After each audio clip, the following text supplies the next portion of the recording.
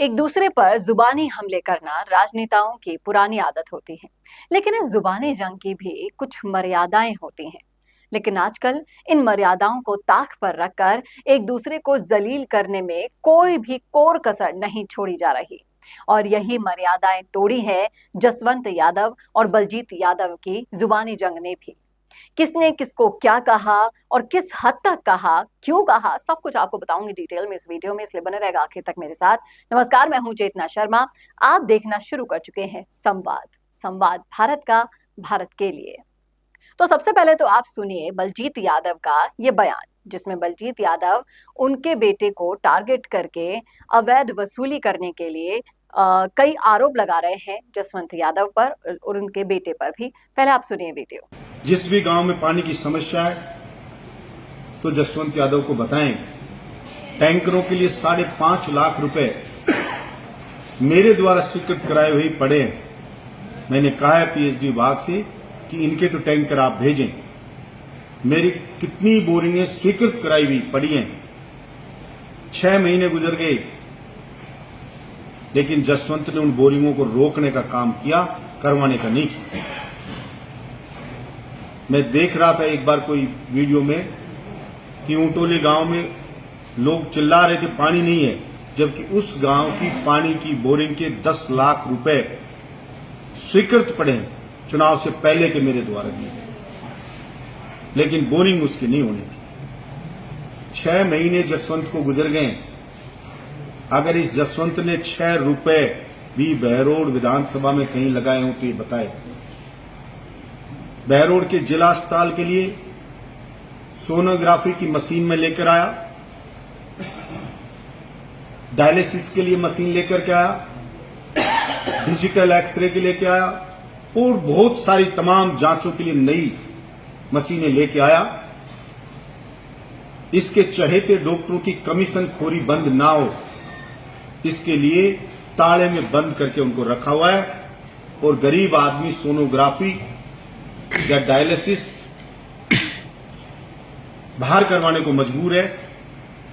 Digital x ray की machine है, नई है, बिल्कुल न्यू ब्रांड सारी, उसको भी कभी खराब कर देते, कभी चालू करते, ताकि कमीशन आता है। कोई अता पता नहीं होता है कि कौन सा डॉक्टर बैठेगा, कब उठेगा, कब आएगा, कब जाएगा। मैंने पूरा अस्पताल एयर कंडीशनर बनाया, जो राजस्थान का पहला एयर कंडीशनर अस्पताल, जिला अस्पताल बहरोड का, जिसका बेड़ा गर्क करके रख दिया 6 महीने के अंदर। 41 करोड़ रुपए की लागत से जिला अस्पताल के जस्ट सामने एसएमएस जैसी बिल्डिंग का काम हमने शुरू किया, जो काम अभी चल रहा है। मेरा सपना था कि बहरोड का जिला अस्पताल ऐसा बनाए कि आसपास के तहसीलों से नहीं, जिलों से लोग यहां पे आए। कोरोना काल भी आया तो हमने अलवर जिले के मुख्यालय के जिला अस्पताल से बड़ा हमारे यहां पे आईसीयू सेंटर, हमने कोरोना सेंटर बनाया। बरडोद में हमने बनाया, नीमराना में हमने बनाया, 3 हमने यहां पे खोले। लेकिन अभी जो मेरे पास जानकारी, जो पब्लिक बताती है, वर्तमान जनप्रतिनिधि जसवंत और उसका बेटा सिर्फ लूटपाट में लगे हुए हैं, मंथली सेट करने में लगे हैं, उगाई में लगे हुए हैं। जसवंत का बेटा थाने तहसीलों में बैठा रहता है, भाई भाई के झगड़े करवाता है और उनकी जांच में जांच अधिकारियों को हस्तक्षेप करता रहता है। ये उन्होंने धंधा बाप बेटे ने बना लिया है। और जो कोई 1 दर्जन कि मैं लूटूंगा, वो लूटेगा, वो लूटेगा, क्या लूटेगा, वो उसका इलाका है, ये उसका इलाका है, ये उसका फील्ड है, आपस में झगड़े चल रहे लूटने के।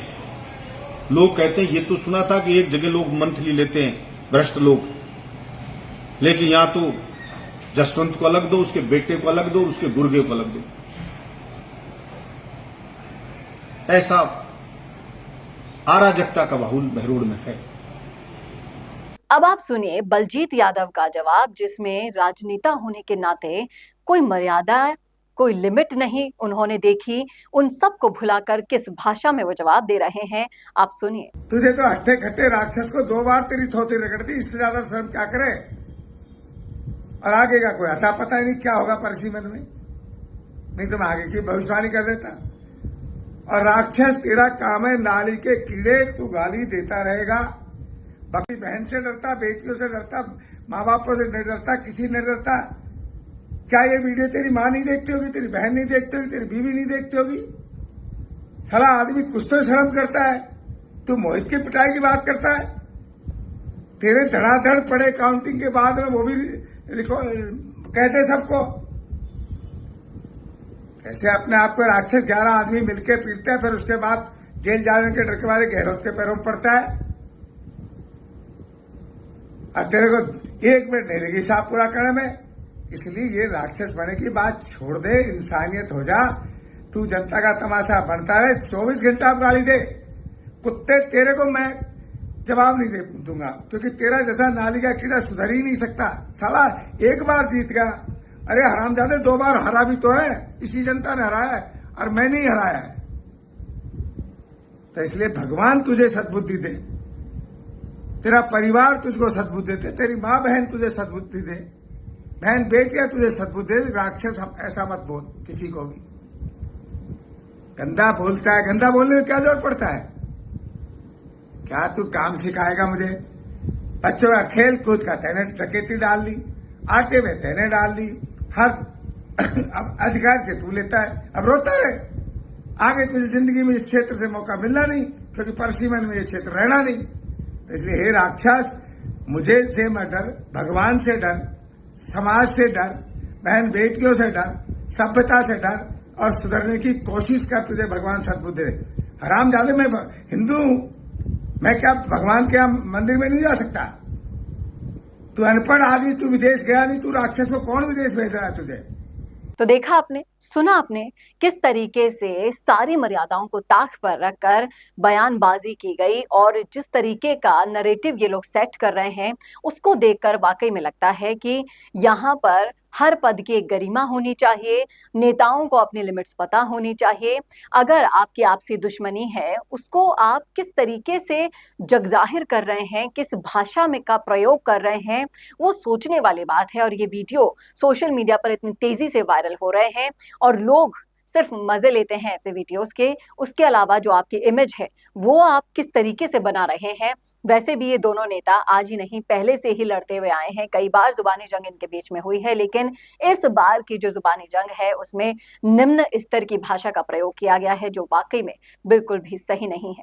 आपकी क्या राय है, आपका क्या सोचना है, कमेंट करके जरूर बताइएगा। कमेंट बॉक्स में कैसा लगा वीडियो ये जरूर बताइएगा, और ऐसे और वीडियोस के लिए देखते रहिए संवाद भारत का, भारत के लिए।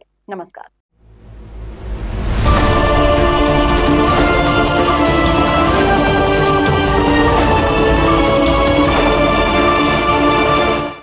Attention, attention. Do you want to make your promotional headline news?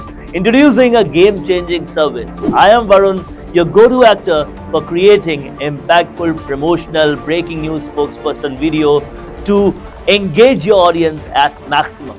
I specialize in dynamic, attention-grabbing breaking news videos that deliver your message with images, videos, logos, dynamic backgrounds, and suitable attires. Whether it's a product launch, a special offer, or a brand announcement, all will be done according to your needs.